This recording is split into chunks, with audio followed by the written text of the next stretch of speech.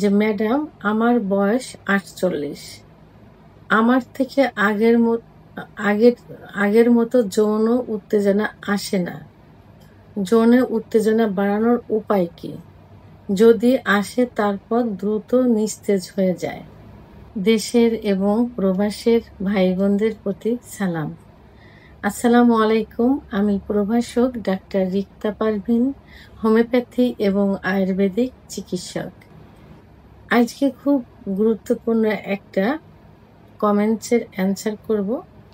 কমেন্টসটা কোনো এক শুভাকাঙ্ক্ষী আমাকে করেছেন যে অর্থাৎ এই শুভাকাঙ্ক্ষীর প্রশ্নটা এমন যে তার বয়স হয়ে গেছে, বয়স হওয়ার কারণে তার সেক্স উত্তেজনা আসে না এবং আসলেও অল্প সময়ের মধ্যে নিস্তেজ হয়ে যায়। অর্থাৎ সেক্সের ইচ্ছা হয়, লিঙ্গ উত্থান হয়, আবার অল্প সময়ের মধ্যে নিস্তেজ হয়ে যায়। এটাকে কি বলে? এটাকে বলে লস লিবিডো বা যৌন চাহিদা কম বা কমে গেছে এবং ইরেকটাইল ডিসফাংশন অর্থাৎ নিস্তেজ হয়ে যাওয়া, এটা বোঝায়। তো এখন অনেকের ধারণা, অনেক পুরুষেরই ধারণা যে বয়স বাড়ার সঙ্গে সঙ্গে সেক্স নষ্ট হয়ে যায়, অর্থাৎ আগের মতো সেক্স থাকে না। এটা আসলে ভুল ধারণা। কারণ পুরুষের সেক্স কখনোই নষ্ট হয় না, মৃত্যুর আগ পর্যন্ত কিন্তু ভালো থাকে। তো প্রত্যেকটা জিনিসের জোয়ার ভাটা আছে, এটা খোদা প্রদত্ত। আল্লাহ তাআলা চতুর সময় একরকম রেখেছেন, যৌবনের শুরুতে একরকম, একটু বয়স হলে এবং বেশি বয়স হয়ে গেলে এক একটা ধাপে ধাপে কিন্তু এক একটা জিনিস। তো এখানে কিন্তু দেখেন যে মেয়েদের যখন মেনোপজ হয়ে যায়, অর্থাৎ মাসিক বন্ধ হয়ে যায়, তখন কিন্তু তাদের বাচ্চা হয় না। সাধারণত এটাই আমরা জানি, বাচ্চা মেডিকেল সায়েন্সেও বাচ্চা হয় না।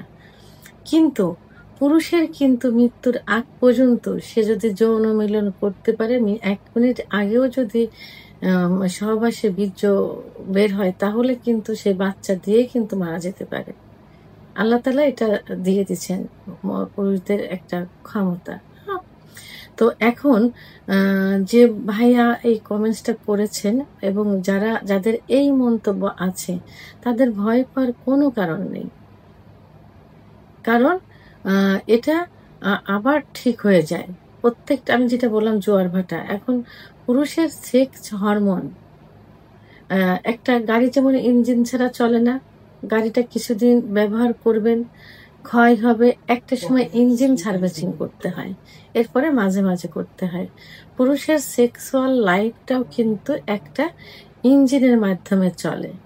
সেটা হলো পুরুষের সেক্স হরমোন টেস্টোস্টেরন হরমোনের মাধ্যমে চলে। এই হরমোনটা 30-এর পরে যে আস্তে আস্তে কমতে থাকে। আচ্ছা, তখন সঠিক চিকিৎসা পাইলে এটা আবার পূর্বের অবস্থায় ফিরে আসে।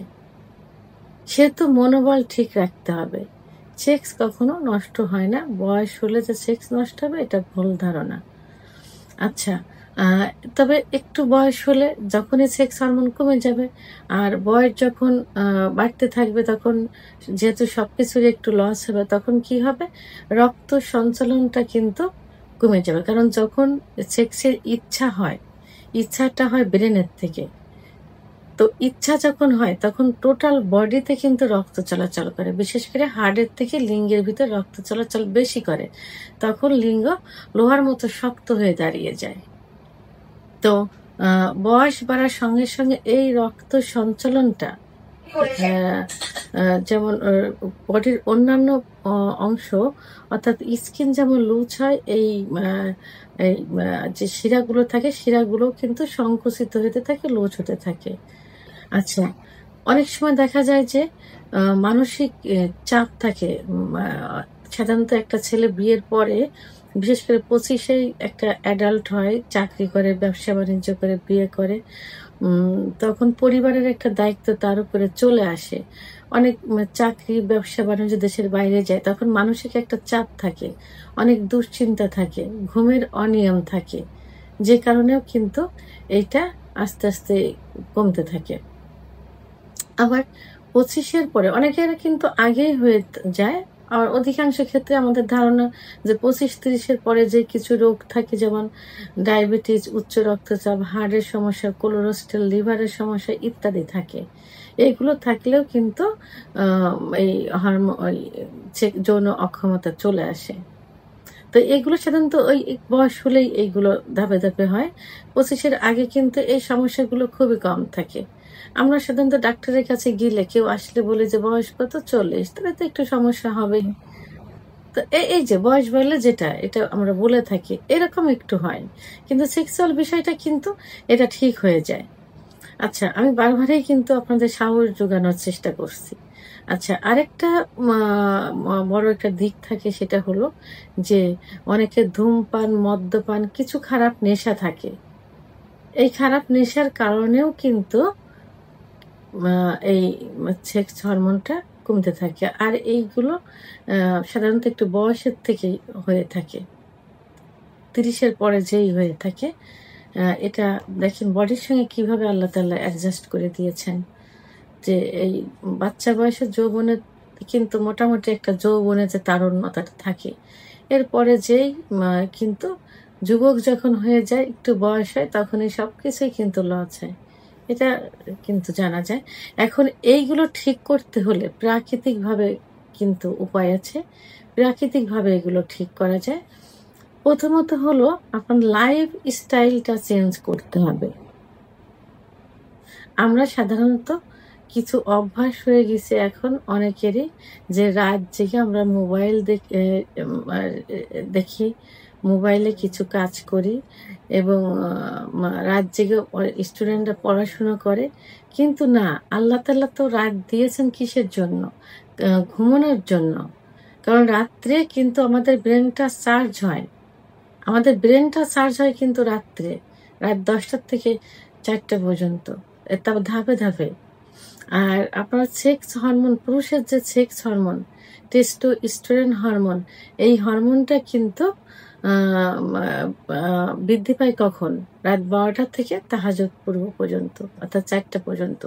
তাহলে এই সময় যদি ঘুম না হয়, কারণ একজন পুরুষ রাত্রে 5 ঘন্টা ঘুমোলে ভোর রাত্রে 15% হরমোন বেড়ে যায়। তাহলে কি করতে হবে? সব বদ অভ্যাসগুলো বাদ দিয়ে দিনে কাজ করতে হবে এবং রাত্রে ঘুমোতে হবে। তাহলে আপনার হরমোন কিন্তু ঠিক হয়ে যাবে। আর বয়স হলে আমরা আস্তে আস্তে কাজে জড়িয়ে পড়ে রাত জাগতে থাকি। আরেকটা, খাবার নিয়ন্ত্রণ করতে হবে। বয়স বাড়ার সঙ্গে সঙ্গে কিন্তু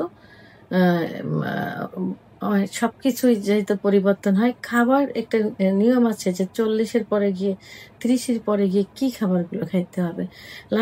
খাবারের যে মেনুটা ঠিক রাখতে হবে। সকালের খাবারটা সঠিক সময় খাইতে হবে, 8টার ভিতরে খাইতে হবে।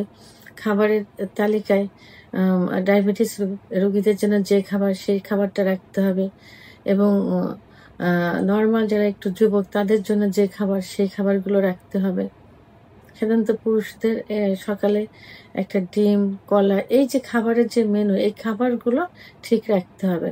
সকালে খাবার 8টার ভিতরে খাইতে হবে, দুপুরের খাবার 1টা থেকে 2টার মধ্যে কমপ্লিট করতে হবে, এবং রাত্রের যে খাবারটা, এটা কি করতে হবে? সন্ধ্যা 6টার পরে, অর্থাৎ 7টার থেকে 8টার মধ্যে কমপ্লিট করতে হবে। এই খাবারের দিকগুলো ঠিক করতে হবে,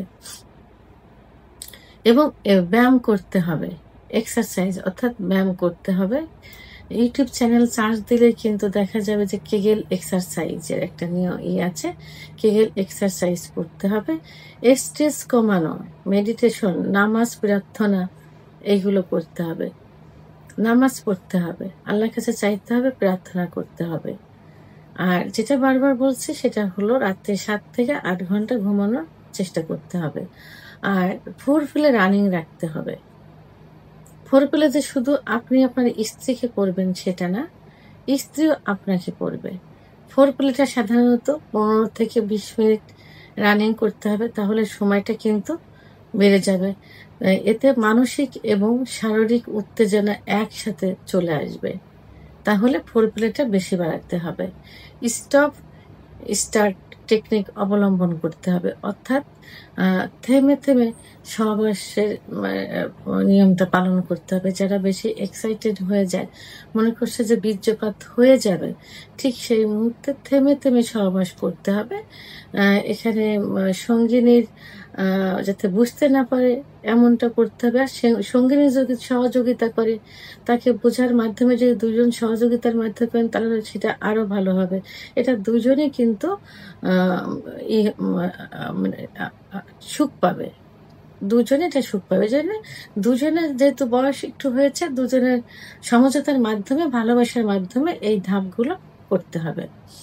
এখন এর জন্য আপনাকে কি করতে হবে? আমি তো প্রাকৃতিকভাবে এগুলো বললাম। তো এখন আপনারা এই বয়সে যাদের এই সমস্যাগুলো হচ্ছে, এখন তো আসলে